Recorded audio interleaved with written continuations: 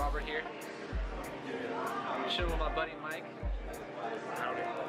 We're about to play some children card games here in Denny's. So welcome to episode 1.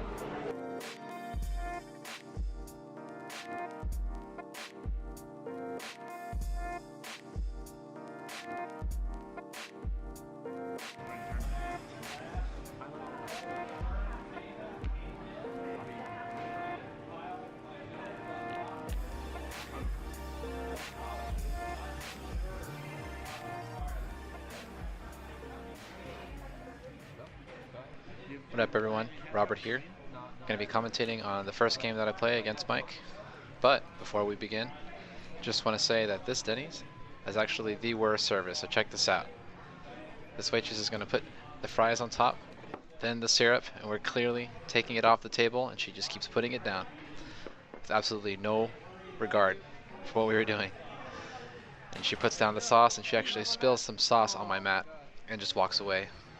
Doesn't even give a fuck. So, we're probably never going to be coming back to this Denny's again. This is the second time we've had a really bad experience. We actually had to get up to pay for the check after about a couple of hours of waiting. So they told us that the check has been waiting too long. So we were like, okay. And we took out our cards. And then the waiter tells us we need to get up and pay at the front because they, for some reason, could not print the receipt and give us pens. So very unique experience. I've never actually had to do that in my entire life. And the last time that we went, our servers didn't really give a fuck about us. We were waiting around for about 10 to 20 minutes for service, and at one point we actually had to get up in order to find someone that'll serve us. So safe to say that we won't be coming here for another diner duel. But yep, that's besides the point. Now we're going to analyze this game. Mike is playing Yangzing Dinos. He's just trying it out, playtesting that, and I'm going to be playtesting True Dracos against him. So I would say the matchup is pretty even. Both sides can do pretty well against the other because we both have answers to a lot of the plays that they have. So for example, like dinosaurs, they can play VFD, which stops everything. They can play the pillar card, which can negate any of my draw cards, and then they can also play Logia. So just the generic, disruption that dinosaurs have. And from my side, I've got obviously the trap cards to answer any cards on his side of the field. And there really isn't like a ton of like blowout plays that I can do turn 1 that basically makes it so dinosaurs can't win, unlike Zoo. So usually Zoo can, +5 or +3 and then have like a striker. So I'm going to back row set, and it's really hard for the dinosaur player to go second. But in our playtesting, Mike didn't really seem to have a tough time going second into my deck. So Mike here is going to be opening with a standard play that he does against my particular deck. He usually likes to go for Trishula and then the level 9 dude to banish 2 cards from hand, because as with True Draco, you really do need a lot of the resources to go off, not unlike Zoo where you just need like a rat and you can basically do the combo. With True Draco, you need at least 1 continuous spell or trap card and then a monster to really do anything. So it's a combo based deck in a way, and it really does need all the resources that it can get in order to establish a field. So Mike here is going to summon a Trishula, he's going to banish 1 card out of my hand, and he's going to pick Heritage. And he's going to be special summoning a Yangzing from the deck, and he's going to pick Suani. As you notice, he did not search a trap card off of the Denglong, so it's pretty safe to assume that he already has the trap. So I believe we're going to see Mike end here with this board in 1 back row.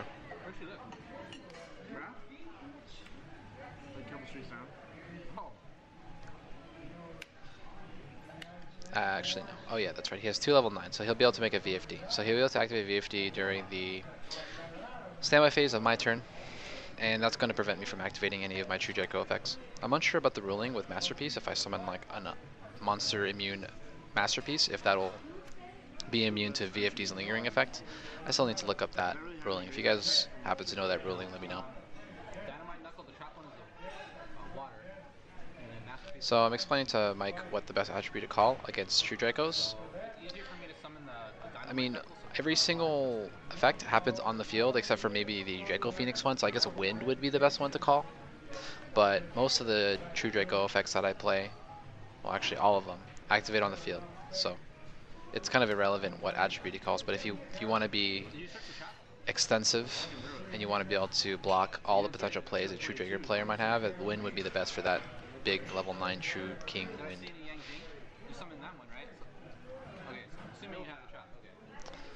So with my current hand, it actually is not very good. The only real play I have is Pot of Desires, and you're going to see that he's just going to have the answer to it. Pot of Avarice is my proxy for Pot of Desires. And yeah, after he negates it, I really don't have any other plays because I did not open any monsters. So you're going to see here that I'm going to get this negated, and then I'm going to set 4. And that usually is going to be it for true Dracos. Once they break, there's really no coming back. I'm just going to be way, way behind. And what's really cool about the Yangtze build is that after you use the trap card, you can actually summon, I believe it's Beyond, from the deck, and you can make the Herald of Arclight during your opponent's turn. So then you'll have another negation available for your opponent. So that's one of the plus sides of playing this build. So I'm going to set 4 here and pass. And that's pretty much going to be game 1. Not really too much I can do against this field when I don't draw any monsters. So in our playtesting, we elect to playtest with our side, so you're going to see that we're going to side going into game 2. I think it's really important to side because you're going to be playing most of your games in a sided context. If you think about it, you're going to be doing it at least 50% of the time, and if you go to game 3, obviously it's a little more. So it's also very important to playtest your slide and not just play a bunch of game 1s. Unless you're really just trying to learn like the interactions of your cards initially, it's really important that you playtest your side so you know what a good sliding strategy is against the deck that you're playing, etc. And you're not just trying to figure it out on the fly like most players do when they're playing in tournament. So this game is pretty much over. I'm going to forget to activate Imperial Order, but he has the Herald of Arclight to negate it. So yeah, and he's just going to negate it.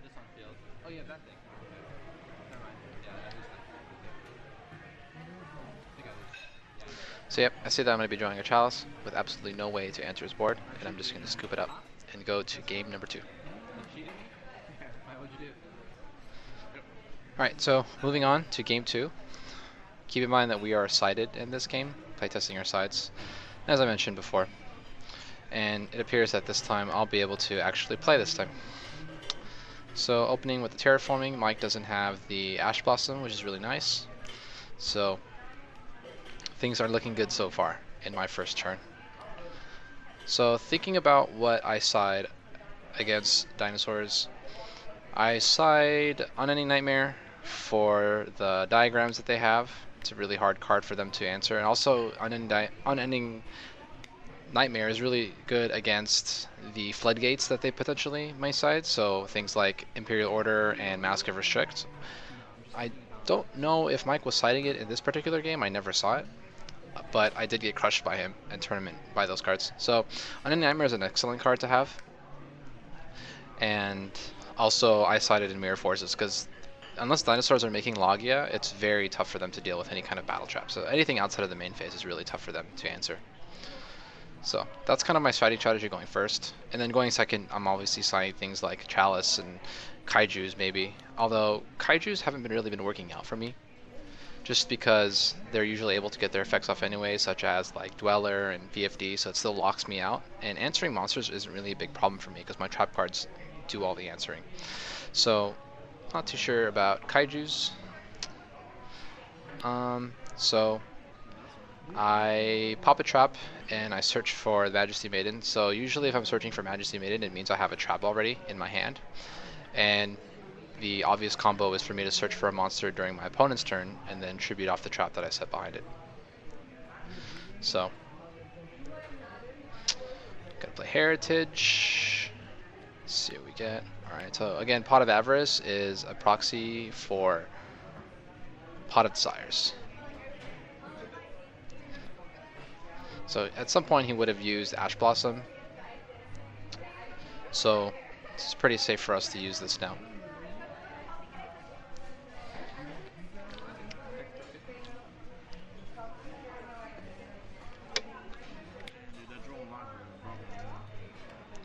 Alright, Activating Desires and open pretty good. Opened very, very well this game. This is one of the better openings. It's very tough to open this well. What really sucks is that when you open multiple diagrams, it's not actually ideal because you have to go -1 to activate the second diagram. So opening multiple diagrams is cool in theory, like if they have a hand trap to answer it, but if they don't, then yeah, generally having the diagram, or rather popping the diagram from your hand is a little better because, like, again, -1ing is pretty shitty. And if you play Demise, you kind of are forced to -1 because it's either you pitch it at the end phase or you play over it. So I opened pretty ideal here. I opened 4 back rows. I think I opened some side cards too. Oh, I think I was trying out Soul Drain. That's a really strong card to side. So let's see how he proceeds here. I think I just opened the nuts. I don't think there's anything he can really do. So I search for Masterpiece, and I'm going to activate Unending Nightmare.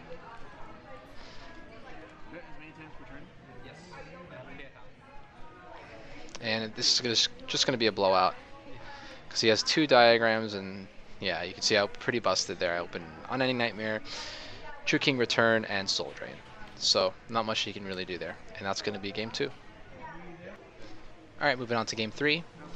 As you can see, Mike didn't really open up that well. He opened up Suani in a back row, so it might be safe to assume that he has the trap card, so that's something to consider when trying to play into his back row. So thinking about our strategy here, we should be looking to try to bait it out, try to get him to use it on something that is going to be like a 1-for-1 for us, so Desires, even though that's not as ideal. Stuff like that.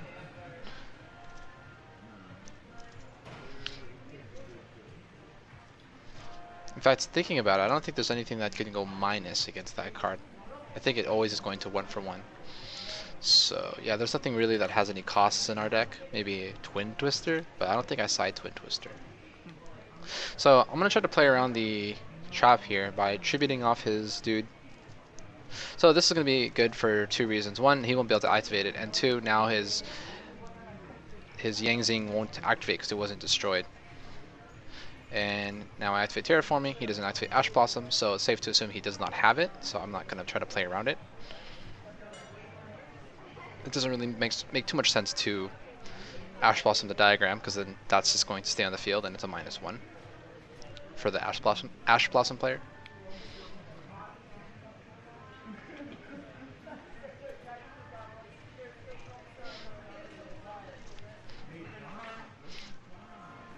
So I'm not too concerned about the Gamma Seal. The Gamma Seal is smaller than all of the monsters that I play, so it's not going to be imperative that I remove it off his field.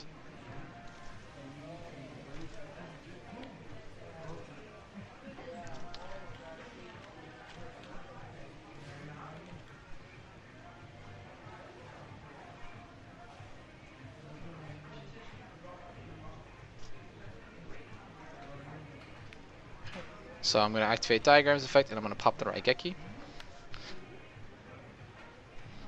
So my thinking here is that I mean I can save the Raigeki, but then if I save the Raigeki, it's technically a -1 on my turn. I have no reason to use it now. And usually I'm popping the Raigeki if I need the other cards in my hand. So if I have, for example, like a spell card that I want to use for the tribute, and then I need a trap card for backup, stuff like that. Or I have a monster in hand and I don't want to pop any of the monsters in my hand. So Raigeki isn't that important right now for me, so I'm just electing to pop it. And I'm also going to be establishing a field as well. So usually my monsters are pretty big, and I can deal with any threats that come up on the board. But again, it could be a mistake. Wonder how many cards I have in hand. So maybe that could be a misplay. I'd have to see the cards in my hand, but I likely have like a masterpiece or something.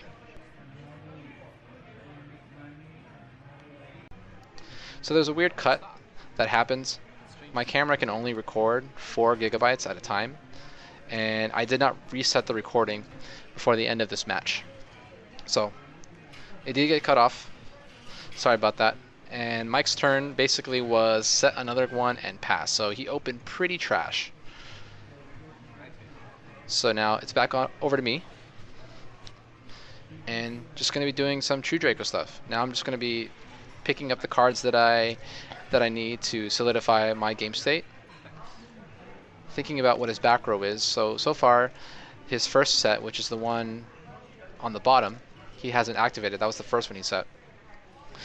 If it was Imperial Order, he would have activated on the diagram turn 1. If it was in Warning, he probably would have warning my Dynamite. So it could be, well no, it still could be the Pillars because he did not have the Yangzing on the field anymore to activate it. So it could be Pillars, it could be Strike. Can't be Master Restrict. And obviously the second card is none of those cards as well. Maybe it could be Master Restrict.